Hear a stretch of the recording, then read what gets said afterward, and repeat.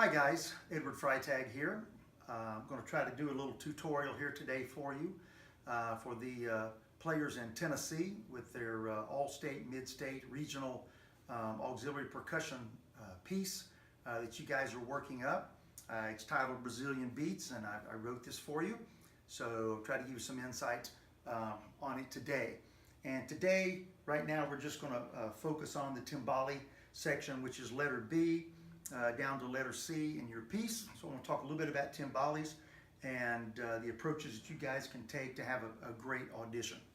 So let's, right off the bat, let's just talk about the instrument a little bit and our implements. So you guys have got some choices. Usually, traditionally, you're going to use timbale sticks.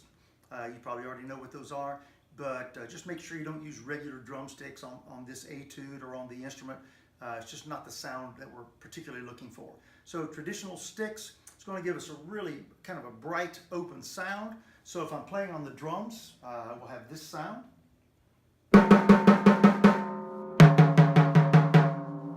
Notice that I'm not downstroking really hard like I would on a marching snare drum. Make sure you're really fluid. For your rim shots, which you will have to play,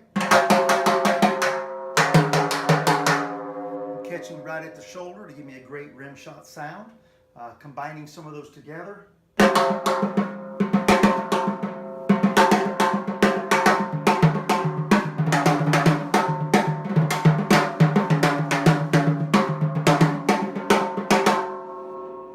Just some rim shot sounds and some non-rim shot sounds, kind of demonstrating the characteristic sound you want out of the instrument and the technique. On your bell, which is on your piece, the sticks are going to get a really, really bright sound out of the bell. So when you're playing a groove on it, you want to get, again, I personally prefer to get up on the shoulder of the bell right there, or the edge of the bell, and I'm playing with the shoulder of the stick, giving me this sound. Pretty bright sound, but it'll really, really cut through. Here's a great example of using the bell with the drums.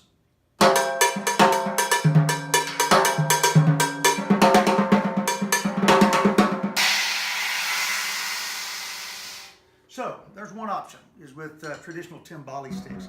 The other option, and something that I use quite frequently, are rods. This is a particular innovative percussion rod called bundles, made out of bamboo, and I've got a black strip here which allows me to get some really great sounds out of the instrument. The thing that's cool about these is that I get a darker sound out of my instrument, and particularly when I'm playing in a jazz ensemble, I like that darker sound rather than the real bright cutting sound. So to give you an example on these, here's just playing on the drums.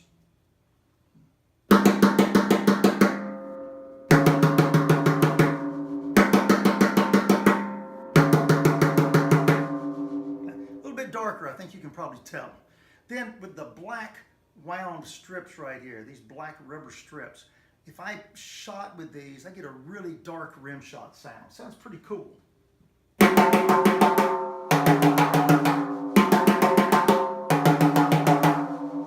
combine those sounds together.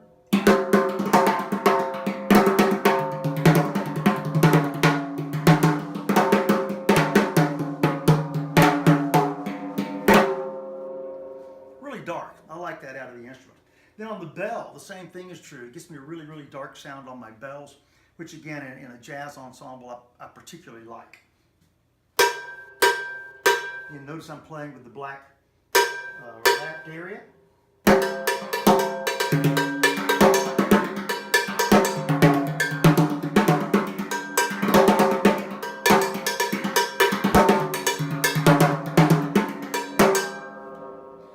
Like that sound, dark versus the bright. So you guys have whatever option you want. Just make sure if you choose to use a rod or something that you're using great technique with it, so you get a great sound out of the instrument. Some players don't do that. Just as a note, these are functional also in performance and pro situations. I used these all the time on Aretha Franklin's gig, and they worked great and mixed with the rhythm section, and it was really cool using them there. So that's a little bit about the sounds. So let's kind of dive into the piece itself and some techniques on the piece. Okay, so at letter B, we've got a little short timbale segment here that I wrote for you guys based off of one of the beats or grooves that I like to play on medium tempo to medium up tempo sambas. Henceforth the title of the piece, Brazilian Beats. So on this one, the groove itself, when you guys are preparing this piece, even though it's a short segment, I really suggest you spend some time just playing this groove to make the thing feel great. That way you only get to play it a very short time in the etude. You'll sound great in the audition because you just barely get to squeeze it in there. So the groove, I'm just going to play the groove for you a little bit, and then we'll break it down and talk about it. Here's the groove at letter B.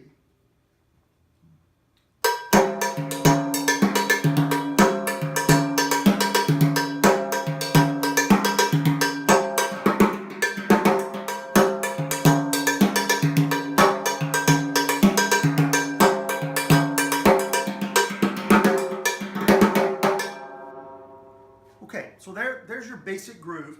It's a 2-measure groove in cut time, right at metronome marking 100. So on that groove, I tried to notate the accents that I really need you guys to play, but there's some specific things on the groove that we might want to discuss just a little bit. One of them is this, on the bell patterns. When you're playing your cowbell, very often in Brazilian styles or Afro-Cuban styles, the second note of a cowbell pattern, when you're playing like 2 rights, that second note needs to be either as strong as or stronger than your first note. It kind of gives the groove its characteristic sound. So something that I think is a great exercise to get you there is to just play maybe double stroke rolls on your drums, and split your hands if you want and just play a double. And then in your right hand, play a shot on the second diddle.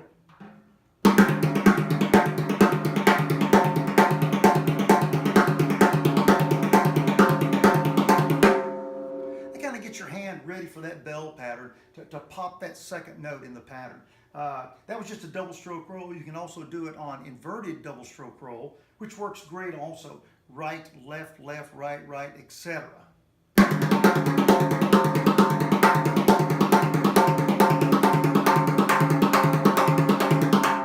Of course, you can develop the same technique in your left hand also. So when I'm playing a bell pattern, that technique right there really helps me make that bell pattern where the accents are kind of jump out a little bit. I'll give you just a quick example, just a random groove here.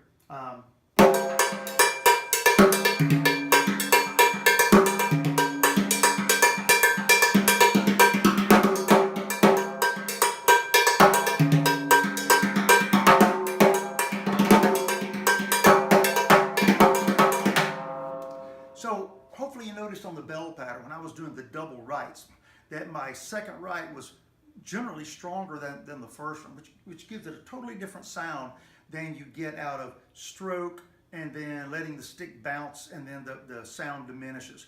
That's not the sound that we're looking for.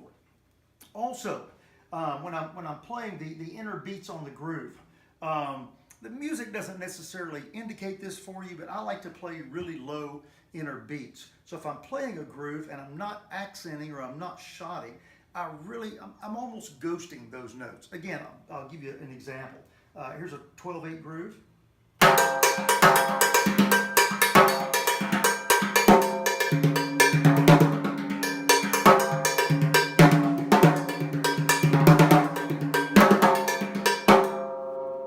Hopefully you noticed that the inner beats were really, really low. I'm just kind of ghosting those in there. Honestly, I don't really care whether they make it to the audience or not. They're kind of timekeepers for me, and if I'm mic'd, they're going to get out there, but I like those low ghosts. So anyway, let's go back to letter B, and let's look just at the groove itself one more time. And I'm going to slow it down a little bit and let you see it hopefully up close and with the techniques and the sounds that we need. Here's a slow version of it.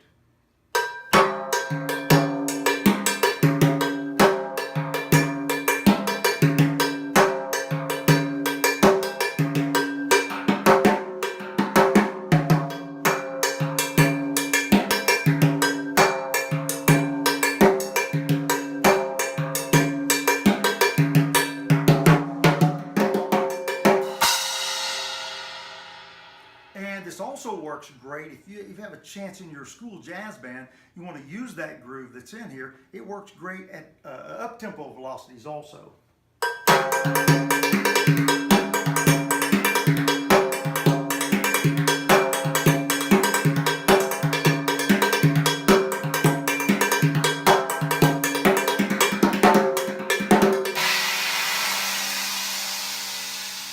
So originally I said I use this a lot on medium tempo and medium up sambas. Okay, so back to the piece. There's a section in the piece where you have a solo fill for like 3 bars. You gotta remember you're in cut time. So during this statement for your solo, I would suggest make sure that whatever you choose to play there, because you've got some options, make sure that what you play stays tightly in the groove and really makes kind of musical sense with what you're playing around it. So I'm going to play you some examples of things maybe to play in that solo groove, and hopefully you can not necessarily copy them, but it might give you some ideas to plug into your performance from B to C. All right, the end of the solo section, right before you guys get to letter C, there's a closing lick there in the 4th bar. That lick being again. Yeah, so we're going to do like 3 bars of solo to lead us up to that closing lick. Again, I'll do some things that are going to be kind of simple and maybe something a little bit more complex, but just giving you some ideas. So here we go. Here's solo number 1. 1, 2, 3.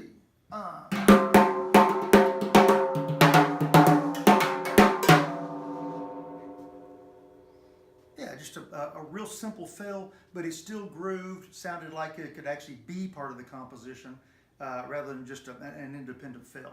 Here's a second version. 1, 2, 3, 4.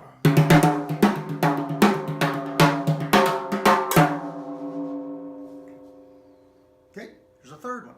1, 2, 3, 4.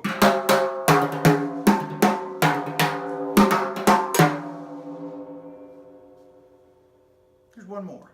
1, 2, 3, 4.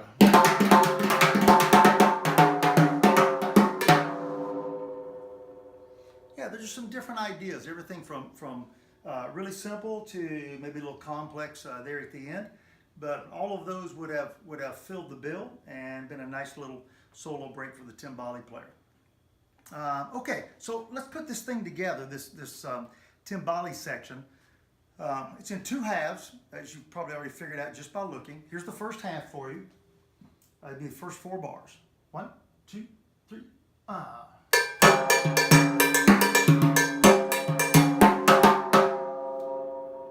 When you get to that 4th bar, make sure you get nice clean shots.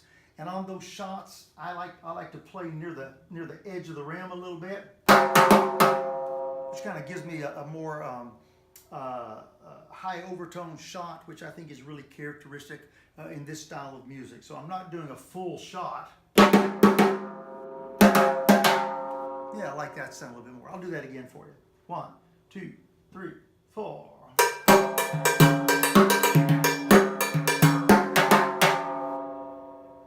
Cool. Then here's the second half with the solo break.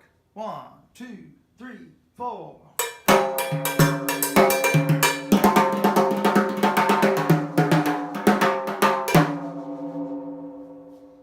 Here's the letter B to C section put together. 1, 2, 3, 4.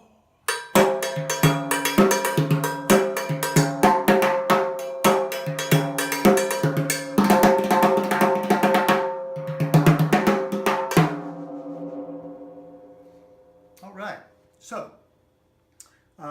there it is from B to C, kind of put together for you.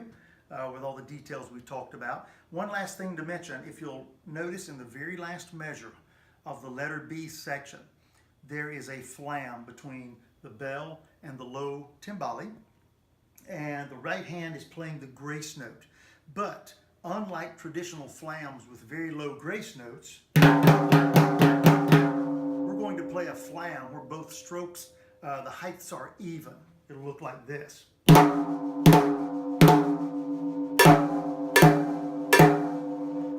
more characteristic of this style of music and also playing this particular instrument, just like you would do on drum set. So here's that last measure a couple of times. One more. Yeah, just let those grace notes be high. And there it is on the timbale section. Hope the tips are super helpful, and I hope not only do they help you work up the music, but also they help you sound great playing the instrument.